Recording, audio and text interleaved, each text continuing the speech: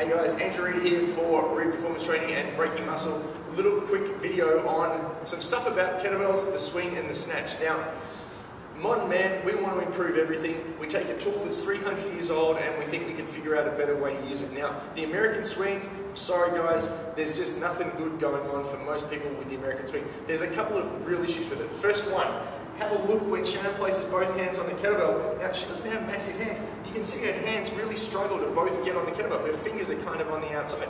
You know why? Because kettlebells are designed to be used with one hand. Now, some weird things happen when you put your hands together and you go overhead. You start losing shoulder mobility. When you have your feet spread out so you can swing the bell between your legs, you lose shoulder mobility. So you're going to be, just wait a second, you're going to be at your most mobile overhead with feet close together and hands far apart. And what's that look like? It looks like the finish for a power snatch, doesn't it? But now we're asking people to do this, and the only way we can create that movement in a lot of cases when we do the American swing is we have this weird stuff going on. So we're making the extra movement here in the lower back and up here in the neck. Now, I'm going to stop Shannon there because I don't want her to hurt herself, but this is not good posture. There's no way you can count that as good posture. The thing about the swing is it's a hip hinge. You have to remember it's only about hip extension. The point where you get everything in a straight line, you're done. Now, if she's going to swing, and she's going to swing properly, you'll see when the hips finish, the swing's done. Now, even though the bell's coming up to shoulder height, at the point her arms start coming away from her body, she's finished the swing. The whole action of it is done before the bell even clears chest height. So, if we want the bell to go overhead, because in our head we're saying we're improving the swing by doing more work, we're making the bell travel further, because part of the equation for work is actually the distance the mass travels. So if we want to do more work, we have to find a lift that gets the bell overhead. Now, we know the kettlebell is designed to be used with one hand.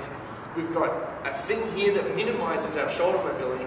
We want to maximize our ability to get in under the bell. We're going to snatch with a kettlebell. Surprise, surprise, people have been snatching kettlebells for hundreds of years. So if we're going to do this, and it's exactly the same as the swing, so everything is the same. It's still a hip hinge. Shannon's just going to guide the bell to a different point.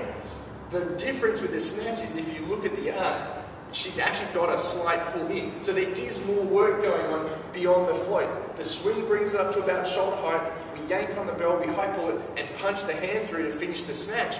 We've actually done more work here. With the swing, the bell's floating because the hip hinge has finished it at the point the arms come away.